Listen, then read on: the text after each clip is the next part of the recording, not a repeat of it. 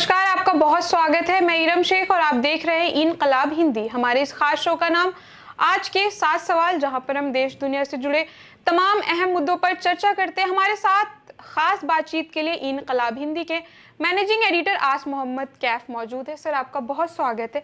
आज हमारे इस एपिसोड का नाम एक्सप्लेनर है, जहां पर हम देश और दुनिया से जुड़े तमाम जो 7 अहम मुद्दे हैं उस पर डिस्कशन करते हैं और उससे कुछ जुड़े सवालात हैं जो सर से करेंगे और उनसे जवाब जानने की कोशिश करेंगे। सर, मेरा पहला सवाल, हाल ही में वाइस प्रेसिडेंट जो हुए वो उन्होंने इस्तीफा दे दिया अपने पद से।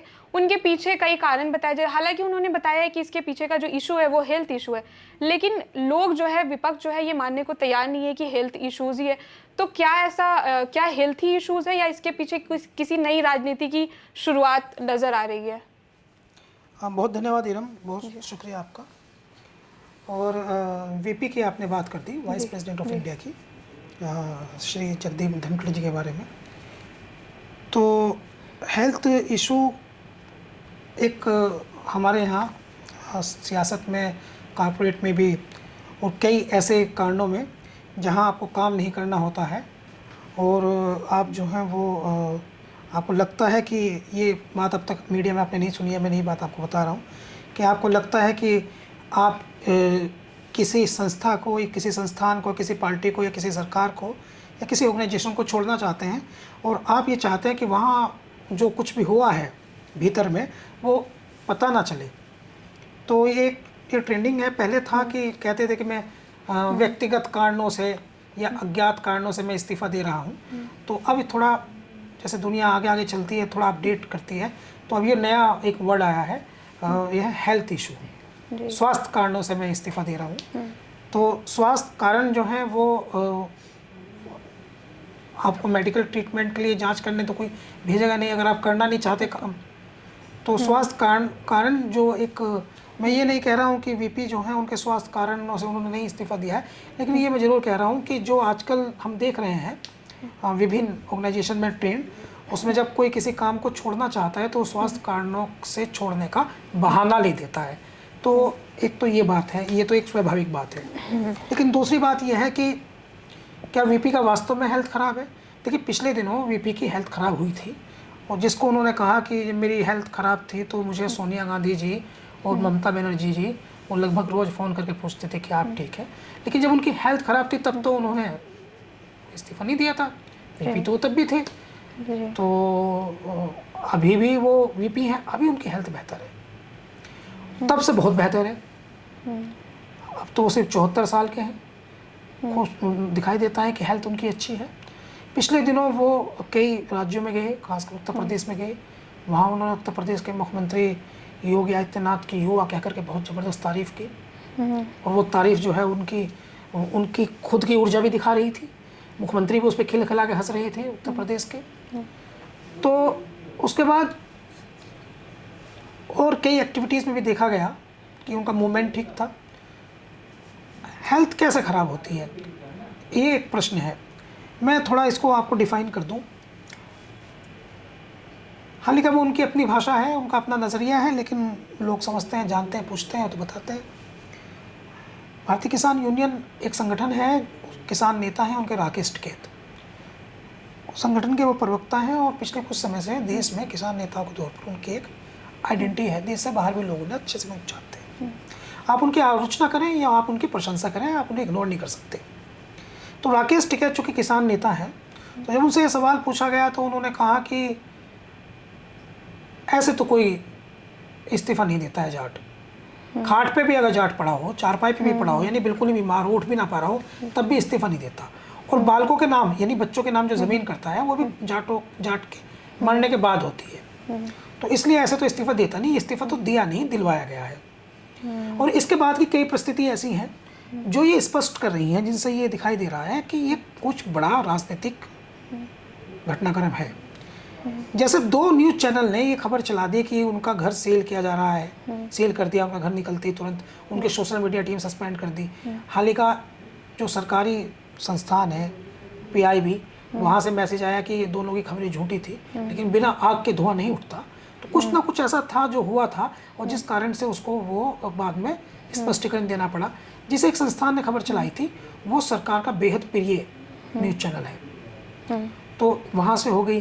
फिर मीडिया अभी क्या है कि रिटेलिएशन में लोग उसको समझते हैं जो दिखता है, उसको नहीं समझने की कोशिश करते हैं जो दिखता है। मैं आज आपको एरा में एक ऐसा आइडिया दे रहा हूँ कि अगर आप इंडियन पॉलिटिक्स के थॉट प्रोसेस को वर्तमान में समझना चाहें तो एक आसान रास्ता मैं आपको बता रहा हूँ। भारत की मीडिया जो एजेंडा सेट करती हो, आपको बस उसका उल्टा सोचना है, तो आपको सच दिखाई देने लगेगा।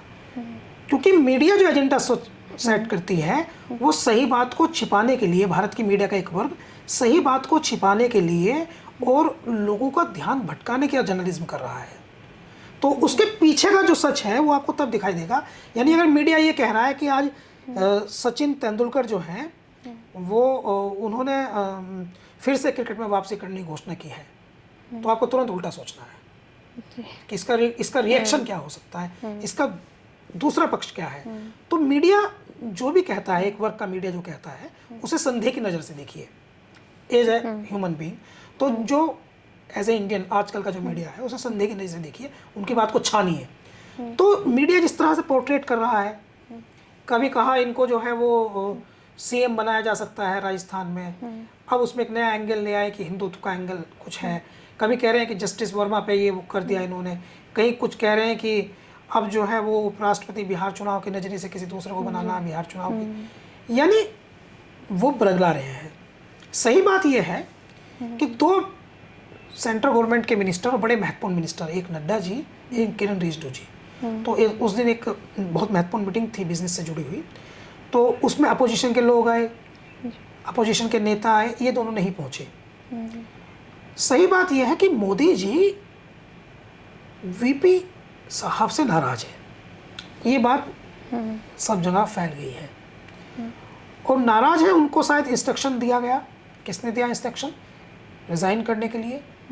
ये मीडिया में इस समय बात फैल गई है, सामने पढ़ के कोई कह नहीं पा रहा, क्योंकि बहुत सख्त इंस्ट्रक्शंस मुझे लगता है दिए गए हैं कि इस विषय पे बात नहीं करेंगे। लेकिन ये इस्तीफ़ा प्रथम दृष्टया ऐसा लगता है कि ये बीमार होने के कारण से, जैसा आपने सवाल किया, बीमार होने के कारण से तो ये इस्तीफ़ा नहीं दिया गया। सर, अगला सवाल, सुप्रीम कोर्ट ने हाल ही में एक फैसला लिया है जिसमें जो महिला उत्पीड़न जो डॉरी की वजह से होती है, ये सारी जो घटनाएं होती हैं, तो उसमें जो इमीडिएट जो पहले होती थी गिरफ्तारी, इमीडिएट तत्काल में जो गिरफ्तारी होती थी, उस पर बैन कर दिया गया है। और इसके पीछे का जो है, क्या इसके बाद जो है महिलाओं के खिलाफ जो है वो अपराध बढ़ेंगे ऐसे इस तरीके के फैसलों के बाद?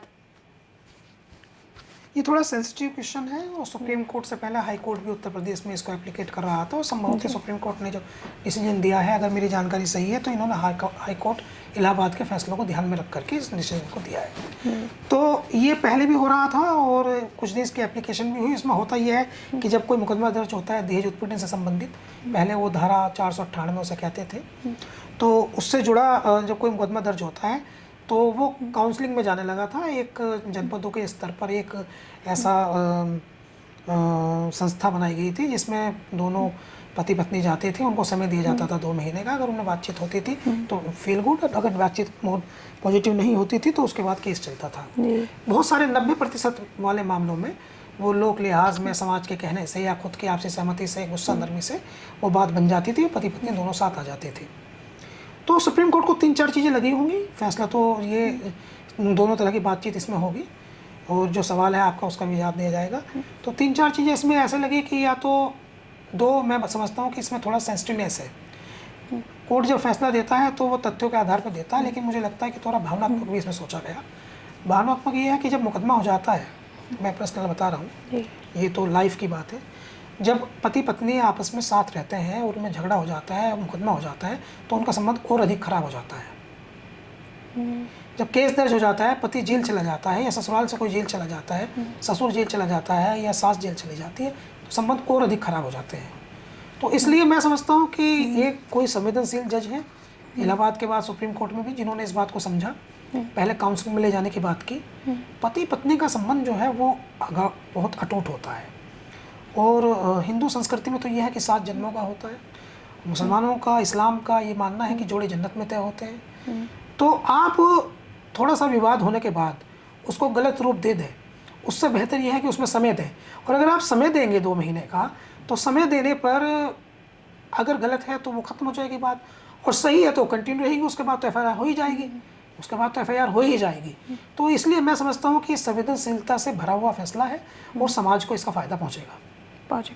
सर हाल ही में एक मूवी रिलीज हुई है सैयारा, यूथ में इसका अलग लेवल का क्रेज देखा जा रहा है, लोग इस मूवी के लिए पागल हो रही, स्पेशली जो यंग जनरेशन है।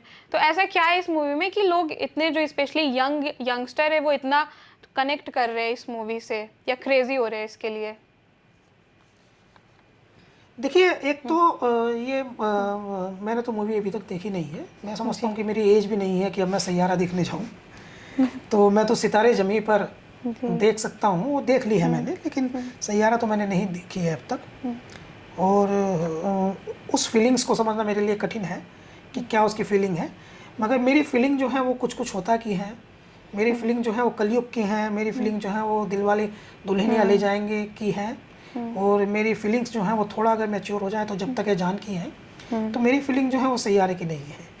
लेकिन फिर भी मैं आपको बता दूं कि एक एज आती है और उस एज में हमारे अंदर के इस तरह की भावनाएं उमड़ती हैं। तो सैयारा उस टाइप की फिल्म है। लेकिन ये हमारे यूथ जनरेशन Z जिसे कह रहे हैं, 2000 के बाद की, हाँ, के बाद की जो पैदा हुई जनरेशन है, उसको ये काफ़ी फील करा रही है।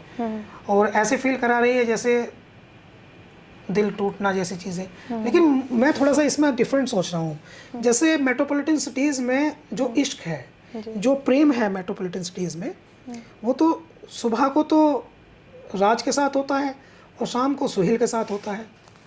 तो इसलिए वहाँ भावनाओं का उमड़ना, और इतना उमड़ना कि आप सिनेमा हॉल में देखें कि लोग रोने लगे, आंसू उनके बहने लगे, तो ये मुझे कुछ हजम नहीं हो रहा है। कुछ लोगों का कहना है कि ये पेड भी हो सकता है। और जिस तरह से ये इसका प्रचार किया गया है मूवी का, तो वो पता ही नहीं चला। हाँ, इसमें नयापन जरूर है, एक नई चीज़ जरूर मार्केट में आई है, क्योंकि इसका जो मोस्टली प्रचार है वो इंस्टाग्राम से हुआ। फिर एक इस तरह का इसमें प्रचार का जो तरीका अपनाया गया वो गैर परंपरागत था। जैसे जवान का जो प्रचार था, जवान जो अभी हाल फिलहाल की सबसे बड़ी फिल्म है, हर तरह से वो आप उसको सुपरहिट कह सकते हैं। एक्टिंग भी सुपर थी, कहानी भी गजब थी, निर्देशन भी कमाल किया था एटली ने, शाहरुख खान की एक्टिंग भी कमाल थी, जवान बहुत, नयनतारा की एक्टिंग भी कमाल थी। जवान बहुत अच्छी फिल्म थी हाल के दिनों में।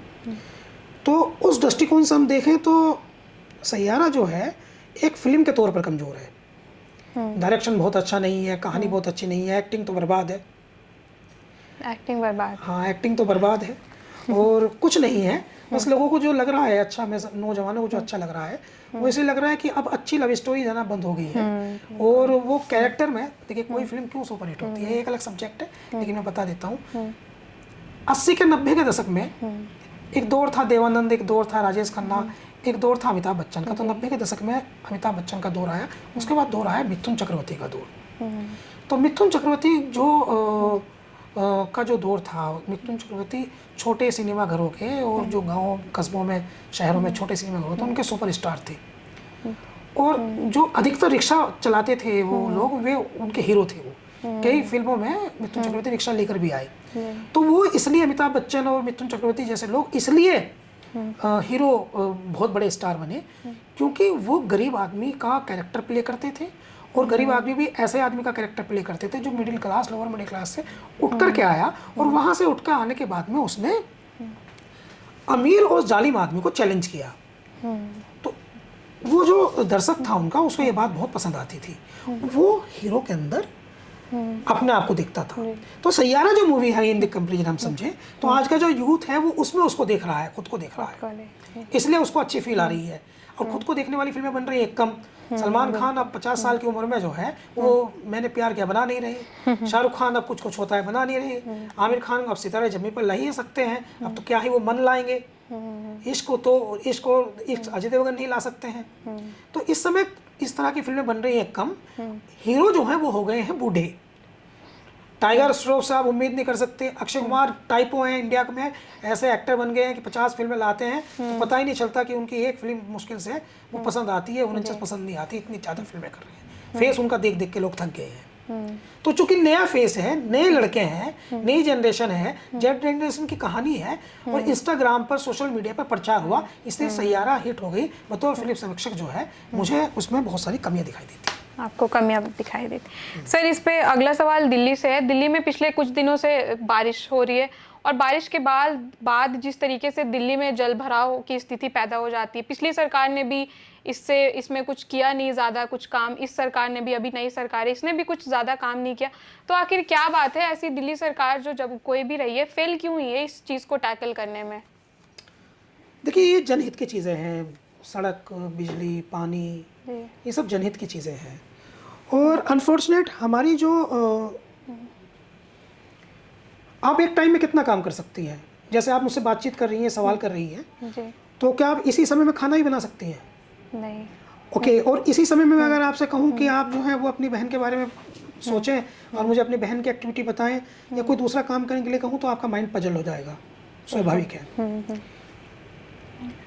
इसी तरह से मानव जाति जो है उसके अपनी सीमित संभावनाएं हैं। मानव महामानव नहीं है। हमारे में ऊर्जा की सीमित मात्रा है सभी इंसानों में।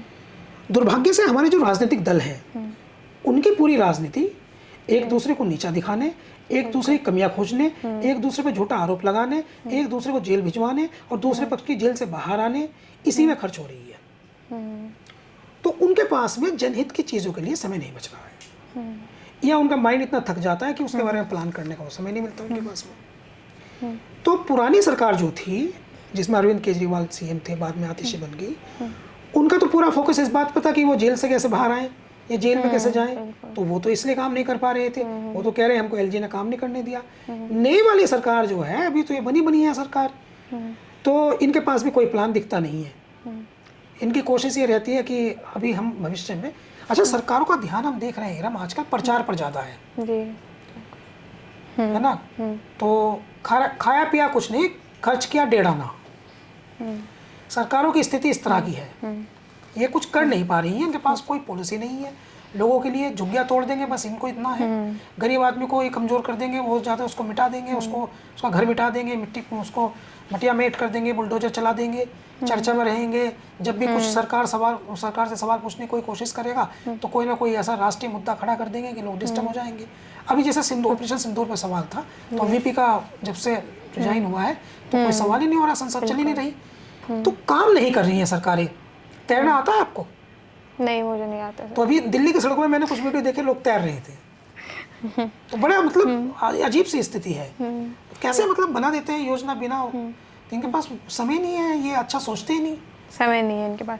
सर, अगला सवाल बिहार से है। बिहार में इस समय नॉनवेज को लेकर बहुत विवाद चल रहा है, राजनीति भी गर्म है। तो बिहार में नॉनवेज भी परोसा गया था, ये भी मामले सामने आए थे, और सेम यूपी में भी जो कांवड़ यात्रा के दौरान इस तरीके के मामले सामने आ रहे। तो इसके पीछे का मुद्दा क्या है? इस तरह के मामले लगातार हमेशा से सुर्खियों में रहते हैं, क्या रीज़न हो सकता है इसके पीछे का? अच्छा, ये इसमें एक्चुअली सवाल आपका संभवतः इसलिए है क्योंकि सावन का महीना है। जी हाँ। और सावन के महीने में जो है वो नॉनवेज नहीं खाते हैं। हालांकि इसके पीछे धार्मिक कारण है कि जो लोग नॉनवेज, कुछ लोगों की मान्यता है, धार्मिक मान्यता है कि सावन में नॉनवेज नहीं खाना चाहिए। वैसे मेडिकल साइंस भी ये बात कहता है कि सावन का जो महीना होता है उसमें थोड़ा नॉनवेज भारी भोजन होता है और उसे डाइजेस्ट होने में प्रॉब्लम होती है। तो सावन के महीने में थोड़ा हल्का खाना खाना चाहिए क्योंकि इसमें पेट के खराब होने की संभावना रहती है, तो मेडिकल साइंस कहता है। लेकिन जहाँ तक धर्म से जुड़ी बात है वो ये है कि एक बड़े हिंदू धर्म की बड़ी मान्यता है कि सावन में नॉनवेज नहीं खाना चाहिए। तो अब ये 2 चीज़ें हैं इसमें। ये सवाल इसलिए आया कि बिहार विधानसभा के सेंट्रल हॉल में नॉनवेज परोसा गया। दूसरा इसलिए भी आया कि नॉनवेज जो है वो कांवड़ यात्रा उत्तर प्रदेश में निकल रही थी, तो वहाँ भी इस तरह का इशू था। तो इसलिए 2-3 चीज़ें इसमें है। पहली तो ये है कि आप क्या खाते हैं क्या नहीं खाते हैं, ये आपका निजी जीवन है। मान लीजिए सावन में हिंदू धर्म जो है वो सावन में नॉनवेज नहीं खाते हैं तो किसी आप दूसरे धर्म के लोगों को उससे प्रभावित नहीं कर सकते, और ये उनका जीवन है। संविधान की धारा 21 का अनुच्छेद ये कहता है कि आप अपनी पसंद का खाना पसंद का खा सकते हैं, तो ये खाना जो है वो एक गरिमा का विषय भी है और निजी भी है नितांत। कौन क्या खा रहा है कौन क्या नहीं खा रहा है, अगर इस पे भी आप जो है वो सर्विलांस करेंगे तो फिर तो जीवन बहुत कठिन हो जाएगा। ये भी एक तरह की इंडिपेंडेंस छीनने जैसा होगा। अब रही बात नैतिक कि किसी दूसरे की भावनाएं आहत होती हैं, तो हाँ वो इसमें मेरा ये कहना है कि खाना और रहना उसके लिए बड़े ये कहकर गए हैं कि उसका पर्दा होना चाहिए। तो बुजुर्ग कहकर गए हैं, तो इस बात को समझना चाहिए। और वैसे भी समझना चाहिए, मान लीजिए आप जो है बहुत अच्छा खाना खा रही हैं, तो बहुत अच्छा खाना खा रही है और एक गरीब आदमी उसके पास उतना अच्छा खाना नहीं है, तो उसकी भावनाएं आहत ना हो इसलिए खाना का पर्दा जरूरी है। दिखा के खाने की आवश्यकता क्या है, लेकिन अगर आप उसको फोर्सफुली इम्प्लीमेंट करेंगे, ज़बरदस्ती आप कहेंगे कि नहीं आप नहीं कर सकते, तो भारत का संविधान इसकी इजाज़त नहीं देता। भारत का संविधान खाने की, पहनने की, रहने की, तमाम जितनी एक ह्यूमन बीइंग की ज़रूरतियात होती हैं, मानवाधिकार जिसे हम कहते हैं, उसमें उसकी स्वतंत्रता देता है। मेरा अगला सवाल, सर एक तरफ जहाँ पे वाइस प्रेसिडेंट के इस्तीफ़ा दिया, दूसरी तरफ सत्यपाल मलिक जो है वो लगातार कई सारे बयान देते भी नज़र आए, तो क्या एक तरीके से ये देखा जा रहा है कि जो जाट राजनीति में बीजेपी के खिलाफ कड़वाहट सामने आ रही है? हाँ, सवाल भी अच्छा है और जवाब भी इसका अच्छा है। इसलिए है क्योंकि अच्छे से मतलब मेरा कि सहमति में है। राकेश टिकैत का बयान आया, पश्चिम उत्तर प्रदेश में इस समय जाटों के अंदर जो है वो काफ़ी सवाल खड़े हो रहे हैं। जयंत चौधरी इस समय सेंटर में मिनिस्टर हैं, वो आरएलडी एक पार्टी है उसके राष्ट्रीय अध्यक्ष। पहले ही उन पर ये आरोप लग रहे हैं कि भारतीय जनता पार्टी के प्रति उनका काफ़ी नरम हो गया है, और वीपी के जाने से फिर सत्यपाल मलिक खबर देते हैं, उनको लेकर बहुत सारी बातचीत हुई।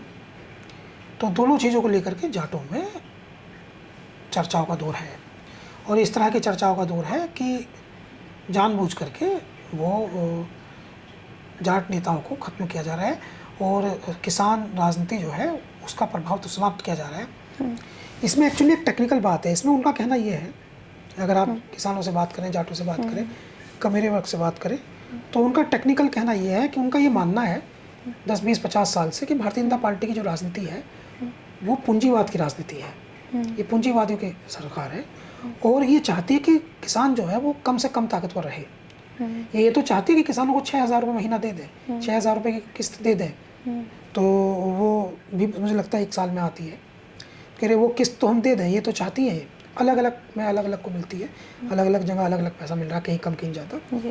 तो ये किस्त तो दे दें, लेकिन वो ये नहीं चाहती कि इनके अंदर जो है वो इतना स्ट्रॉन्ग लीडरशिप इनकी हो जाए कि ये सरकार की जड़ें हिला दें।